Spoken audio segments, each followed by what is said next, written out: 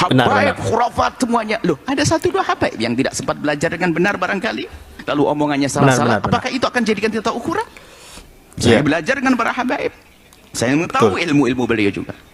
Karena kita belajar dari beliau. Dan setelah itu ilmunya kami serap, kami rekam, kami sampaikan. Mana khurafat? Tapi ada habib ini. Loh, itu yang itu. Saya kan tidak ngambil yang itu. Sama, saya tidak ngambil Gus sama Kiai itu yang nggak benar, ya jangan diambil dong. Lah Anda kan belajar. Yang jelek adalah kalau Anda mencari kejelekan Gus-Gus untuk merendahkan karang kewagis. Anda mengambil kejelekan omongan dari habaib, lalu Anda ingin merendahkan habaib. Anda pun fitnah. Siapa Anda? Assalamualaikum warahmatullahi wabarakatuh. Selamat datang kembali di Muhibbin Pecinta Habaib, teman-teman. Nah, ini nasihat dari Buya Yahya lagi. Jadi pendapat Buya Yahya terkait polemik nasab ini beserta kata pembela Imaduddin ya. Habaib itu gue lupa. Kita langsung tonton saja teman-teman semua ya. Oh ya, cerita khurafat. Jadi para habaib itu kebanyakan cerita khurafat, kata pembela Imaduddin, para muhibbin Imaduddin. Nah, kita tonton di sini ya untuk Imad bin Sarman dan Pak Haji Roma Irama beserta jongos-jongosnya. Dengarkanlah VT ini, semoga kalian dapat taufik dan hidayah. Mari kita tonton teman-teman semua. Pertanyaan habaib, di dalam pertanyaan habaib membawa cerita khurafat, mungkin begitu. Gimana ya, kita betul Bu ya. Mungkin begitu. Kita akan bicara begini. Alhamdulillah kami belajar dari para habaib. Masya belajar Allah. dari para kiai juga. Ya. Belajar dari habaib, belajar dari para kiai. Dari para masyayikh. Benar. Tentunya ya masyayikh adalah ahli ilmu, habaib yang ahli ilmu. Kan begitu. Betul. Kemudian setiap orang berilmu itu pun memang ada sesuatu yang salah selagi bukan nabi. Apakah di kalangan ulama, para kiai atau dari para habaib. Namanya manusia yang bisa melakukan kesalahan, bisa kesalahan perilaku, kesalahan pemikiran dan seterusnya. Benar, sangat bijak sekali. Kalau Anda mencari guru yang tidak pernah bersalah, sampai mati pun Anda tidak punya guru. Betul. Akan tapi kita perlu belajar dari orang yang secara global ada manhaj yang benar. Betul. Silsilah ilmu sambung kepada akidah yang benar sudah. Kalau ternyata ada, misalnya di antara para imam sendiri pun di antara mereka saling kritik. Benar. Fakta. Saling kritik. Iya. Jadi antara para imam itu udah saling kritik, tapi kritik mereka kritik beradab. Bahkan kadang menafikan keilmiahannya ulama yang sebelumnya. Dan itu sudah biasa, tapi tidak menjadi fitnah.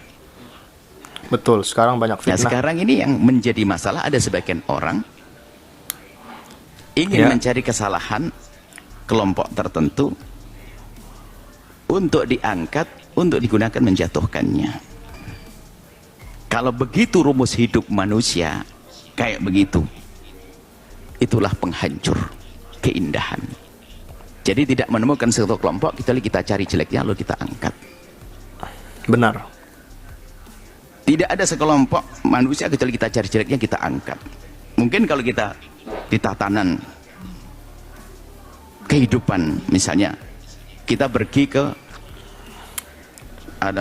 instansi atau apa, kepolisian misalnya, ketentaraan atau apa, kita cari polisi yang jelek, lalu kita katakan polisi gak benar. Nah, ini kan saya curang. Betul. Kita nggak jujur dalam hal ini.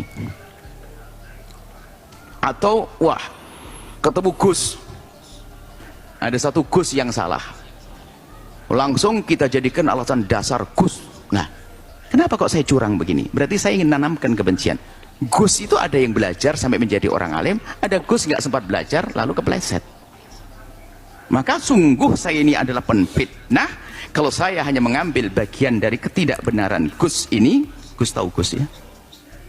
Gus itu anaknya Kiai kalau di Jawa Timur. Iya, anaknya Kiai. Saya hanya mencari modelnya Gus yang nggak benar lalu saya angkat untuk namakan kebencian. Awas, hati-hati, jangan dengan dua pesantren. Gus-Gusnya nggak benar. Loh, saya fitnah, ngapain?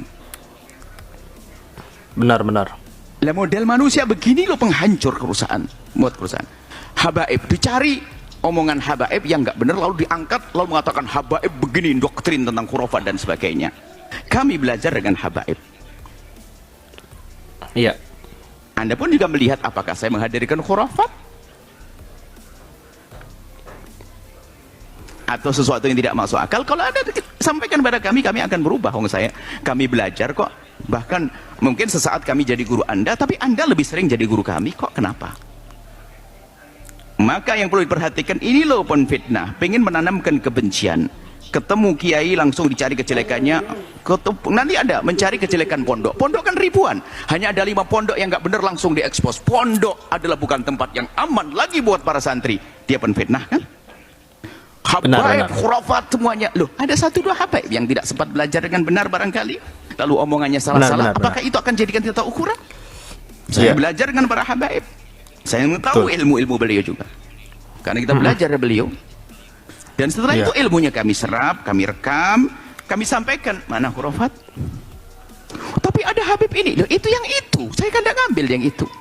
Sama, saya tidak ngambil Gus sama kiai itu yang nggak benar, ya jangan diambil dong. Lah Anda kan belajar. Yang jelek adalah kalau Anda mencari kejelekan Gus-Gus untuk merendahkan Karang Kewagis. Anda mengambil kejelekan omongan dari habaib lalu Anda ingin merendahkan habaib. Anda pun fitnah. Siapa Anda? Betul. Luar biasa, sangat bijak tanggapan dari Buya Yahya mengenai para habaib yang dikatakan oleh para pengikut Imaduddin sebagai pendongeng khurafat. Padahal nggak semuanya. Ya kita namanya hidup itu terus belajar ya. Kalau kita melihat sesuatu yang tidak benar, ya kita abaikan saja. Jangan seolah-olah kita menjelekkan semua kiai, semua habaib. Bahkan na'udzubillah min zalik sampai membatalkan nasab semua habaib. Ini Imaduddin gimana? Hanya gara-gara satu habaib menceritakan khurafat, menceritakan dongeng, Anda ingin membatalkan semua nasab habaib. Bagaimana jika orang mendengar seorang kiai ataupun gus berkata yang tidak benar, terus orang tersebut membatalkan nasab kiai dan juga gus tersebut? Gimana? Ini kan fitnah ya, sama seperti Imaduddin dan kelompoknya yang membatalkan nasab para habaib Ba'alawi, teman-teman, seperti itu. Luar biasa, Masya Allah ya Buya Yahya. Jadi pendapat Buya Yahya terkait polemik nasab ini sangat luar biasa, bijak sekali teman-teman semua.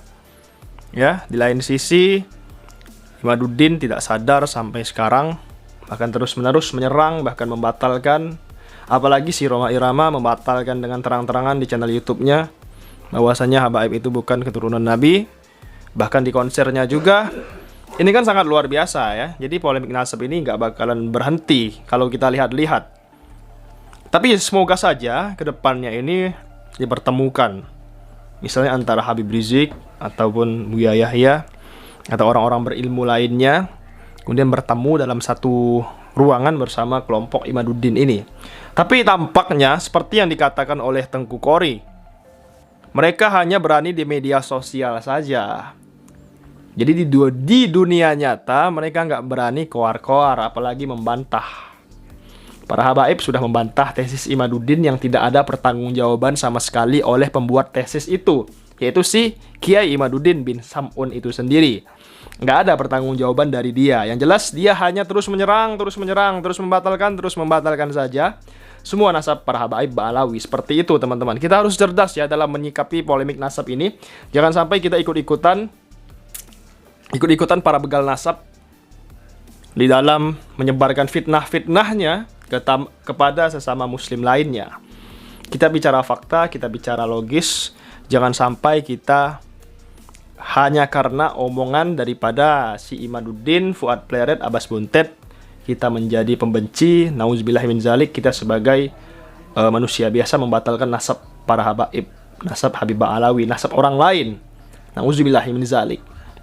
Sekian video kali ini, semoga bermanfaat. Jangan lupa kirim super thank teman-teman jika bermanfaat. Terima kasih, jangan lupa subscribe, bantu tembuskan 100.000 subscriber. Terima kasih, assalamualaikum.